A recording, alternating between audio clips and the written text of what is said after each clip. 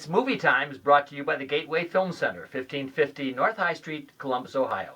Further details and showtimes online at gatewayfilmcenter.com. It's Movie Time is produced by John DeSando. Read reviews and see shows online at WCBE.org. I'm John DeSando. I'm Hope Madden. And this is Hope. It's Movie Time. Hope. This movie, Trainwreck, with Amy Schumer. Yes. 66% of the ticket buyers were women. Oh. What's going on here? You know, I don't know. It surprises me a little bit, to tell you the truth. Although it is, I suppose, it's a romantic comedy. Okay. I Is guess she it's just appealing to women, or what's the deal with her? She's hilarious. She should be appealing to everyone.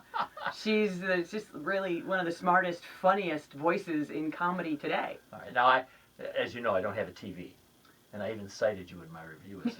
I'm taking your word for it. She's good. Inside Amy Schumer. Yeah, it's one of, and it's the thing. If you go to, everything's on YouTube, all of it, everything. Right. And I really highly recommend watching 12 Angry Men Inside Amy Schumer. I heard that. Oh my God, it's genius. She's not even in it. She just wrote it. She's not even in it. Oh my God, it's the funniest thing in the world. It's so funny. Oh, and Trainwreck. Now, there's a title for you. Is the movie a train wreck? No, she is. It's the character. What makes it so? So, you know, it's and it's funny because it's loosely based on her stand-up comedy, which is loosely based on her whole life, obviously, because that's very much how comics often work.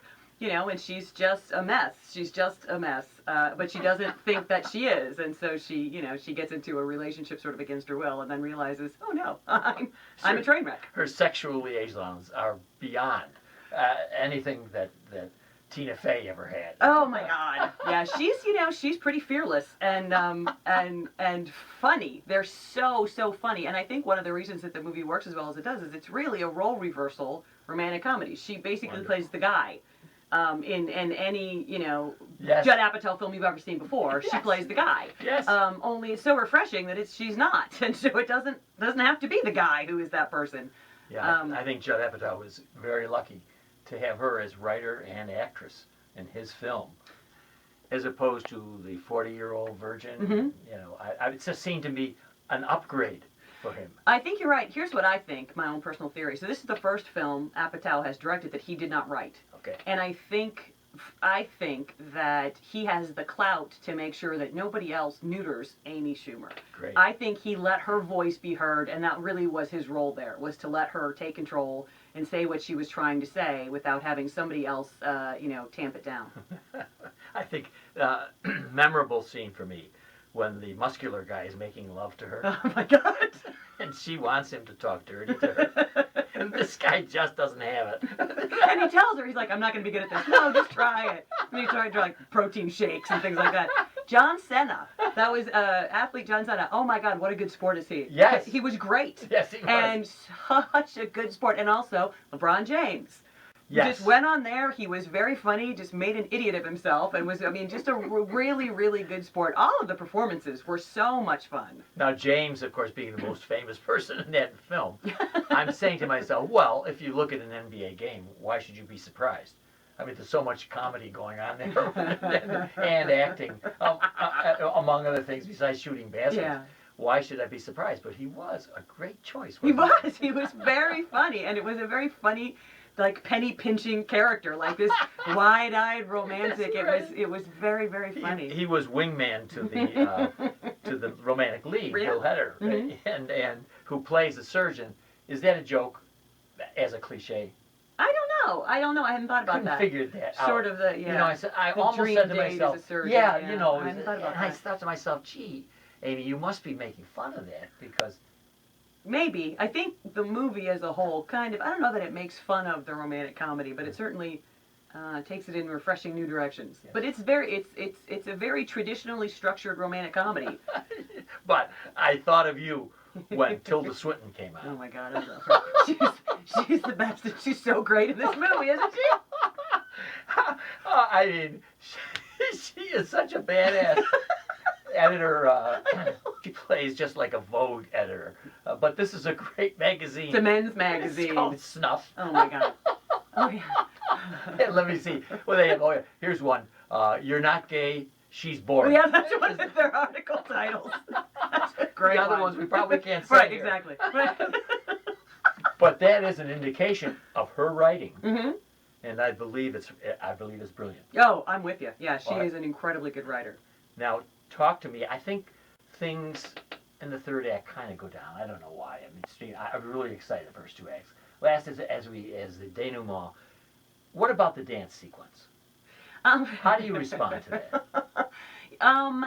I think that I'm with you a little bit. I think that the fact that it was a very traditionally structured romantic comedy became too obvious in the third act. Yes. And on the one hand, it was funny to me the way, generally speaking, what happens, right, is the guy who has screwed up rushes to the airport and makes a big grand gesture to prove his love to the woman. And in this case, Amy Schumer has to do it, and she has to do it in his environment.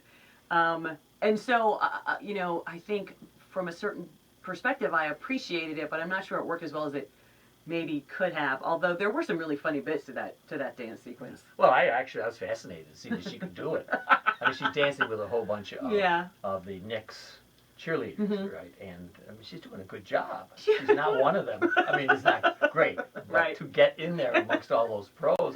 She came out and she was like, "I'm not in as good shape as I was. I'm a little sweatier than I should be right now." I was.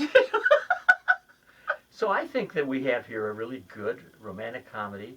I think it has as much social commentary as it does comedy itself. I think that it might. Although it certainly doesn't beat you over the head with it. I mean, it's just funny. Gosh, no, yeah, it really does. It just and that's what's so great about it. It allows things to happen in a very messy way, Mhm.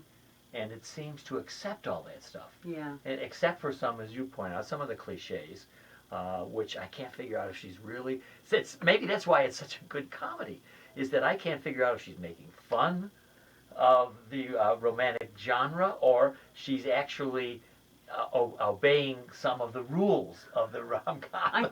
I think the scene that sort of best straddles that is there is a lovey montage. And, just of them, with the backdrop of New York City, and they're boating, and they're fishing, and they're sitting in a park bench. And then you hear her say, I hope this lovey-dovey montage ends like Jonestown. She's just like, she's so tired of it. She can't even stand the cliches of it. Isn't that a great line? It's a great line. I mean, who would have thought of that? Ends like Jonestown, which reminds me of one of her great influences, Woody Allen.